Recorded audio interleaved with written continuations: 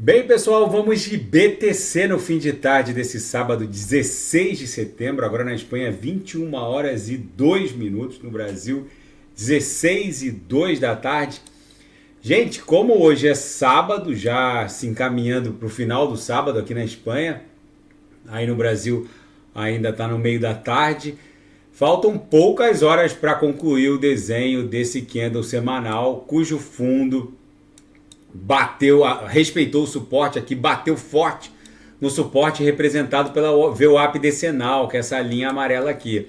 A gente está concluindo esse candle aqui no semanal com um estilo martelo, né, com um padrão de martelo clássico, clássica figura de fundo. Então é bem provável que depois de 1, 2, 3, 4, 5, 6, 7, 8, 9 candles vendedores aqui no semanal, a BTC se desdobre numa pernada impulsiva, já que não tem mais para onde cair nos osciladores. No 4 horas, a gente segue dando vigência a uma figura triangular de caráter ascendente, com o topo flat, os fundos formando aqui uma inclinação de 45 graus. É muito provável que essa figura triangular exploda em direção a 28 mil dólares. No gráfico diário, 28 mil dólares é a base da nuvem aqui no diário, que se confunde com a aresta superior dessa cunha, que linka esses topos descendentes, que por sua vez também se confunde com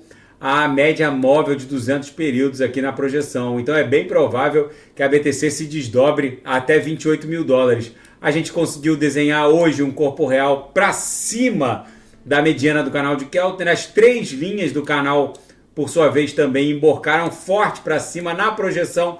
A nebulosidade avermelhada, que tinha ganhado bastante espessura, ficou flat, o que indicia que talvez os compradores estejam retomando o controle da BTC e cria aqui uma bela nebulosidade esverdeada lá na frente. No intraday, a BTC está um reloginho, bateu aqui na upper logo na virada, voltou para VWAP, lambeu aqui a lower, voltou para VWAP e agora ficou num reme-reme aqui na altura da VWAP. O sinal que a gente ofertou ainda está aberto, mas está prestes a fechar e vai ser com lucro no bolso dos assinantes. Na seara fática, analistas estão cada vez mais convencidos de que o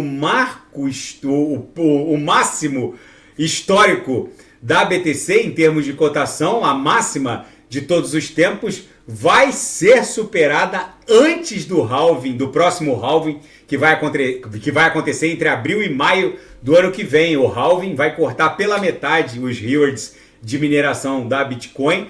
O halving é um fenômeno que já está...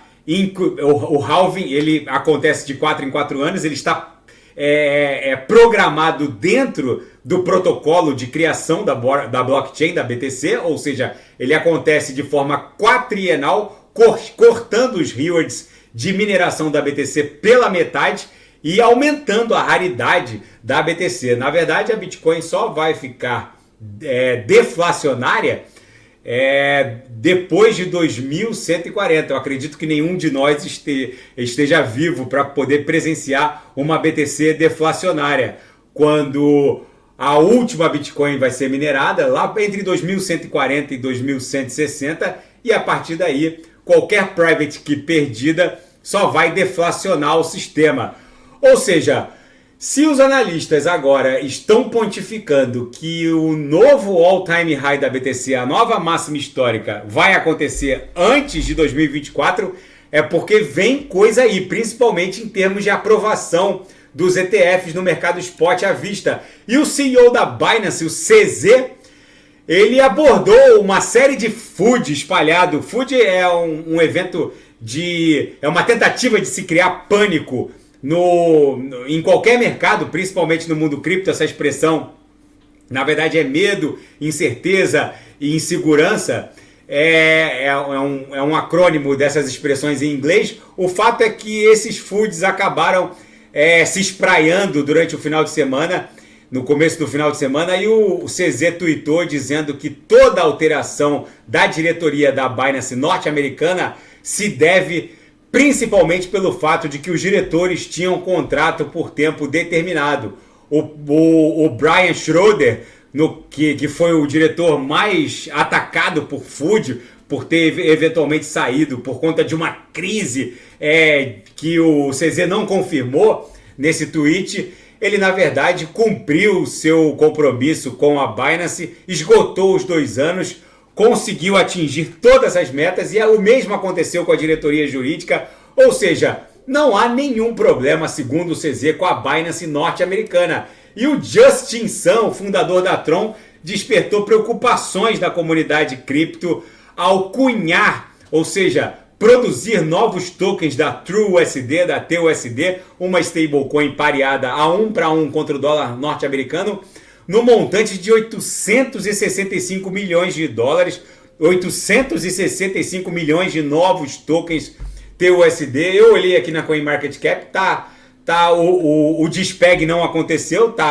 continua pegado a 1 para 1, tá quase 0.9994, ou seja, é bom ficar de olho porque não é possível entender qual é a movimentação do Justin Sun. Ele é uma figura polêmica, assim que a Luno ST colapsou, um pouco antes do colapso da Luno ST, o Justin Sun, ele criou uma sistemática parecida entre a TRX e a USDD, mas logo depois do colapso da Luno ST, que era um sistema de pesos e contrapesos, quando havia despejo de Luna,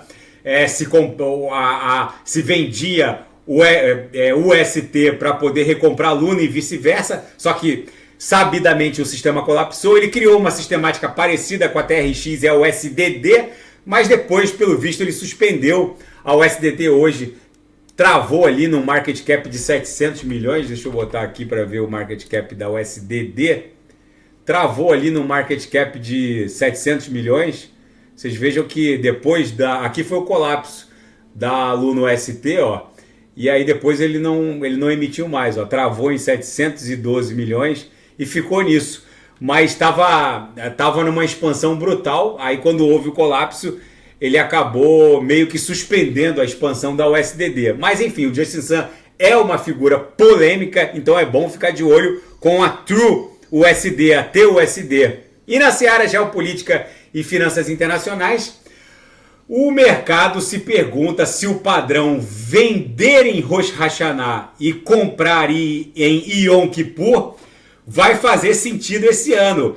Para quem não sabe, existe uma máxima em Wall Street em que a venda de ações no Ano Novo Judaico, na verdade, o Ano Novo Judaico foi ontem, hoje é o primeiro dia do ano do novo Ano Judaico, 5.784, no pôr do sol de ontem para hoje, e comprar em Yom Kippur, que é 10 dias depois de Rosh Hashanah, vai se confirmar essa máxima, vamos ver.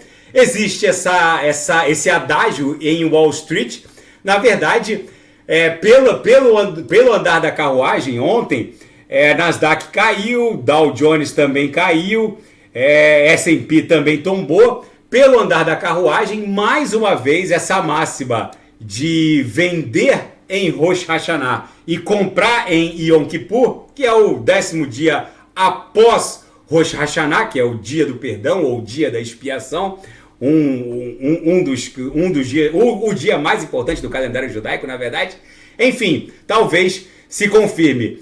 E ainda na seara geopolítica e finanças internacionais, o Erdogan, o presidente turco, está ameaçando abandonar o processo de integração, de adesão da Turquia à União Europeia, depois que o Bloco Europeu publicou um relatório duro, tecendo pesadas críticas à democracia turca.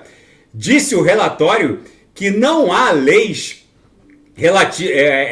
não há nenhuma proteção ao direito das mulheres, não há independência do poder judiciário, as leis de censura são altamente duvidosas, enfim, e acima de tudo, o relatório diz que não há nenhuma postura proativa da Turquia com relação à alteração desse quadro. O Erdogan não gostou do relatório, ameaçou abandonar o processo de adesão ao bloco europeu. E, gente, por fim, a situação no Níger está cada vez mais deteriorada. Agora o Mali se juntou a Burkina Faso E aí, juntamente com a junta militar do Níger, eles assinaram um protocolo de proteção mútua. Os 3 países que são governados por juntas militares assinaram um pacto de segurança mútua, um pacto mútuo de segurança no sábado, prometendo ajudar um ao outro em caso de agressão externa. A França já avisou que não vai aceitar a desapropriação das suas corporações de mineração de urânio. Enfim, o mundo está virado numa hecatombe nuclear. A França não pode passar um inverno sequer sem o urânio do Níger. E agora, com esse pacto de ajuda mútua entre o Níger, Burkina Faso e o Mali, a situação se deteriora bastante. A BTC parece que vai buscar aqui a base da nuvem em $28 mil, uma sequência interessante de candles compradores. Isso aqui é só um indício do próximo candle que vai se formar lá no semanal, que já que a gente está encerrando a semana com esse martelinho e um corpo real vendedor muito tímido, abrindo o aso para formar uma bela sequência de corpos reais compradores aqui no semanal e estressar a aresta superior dessa canaleta virtual de alta.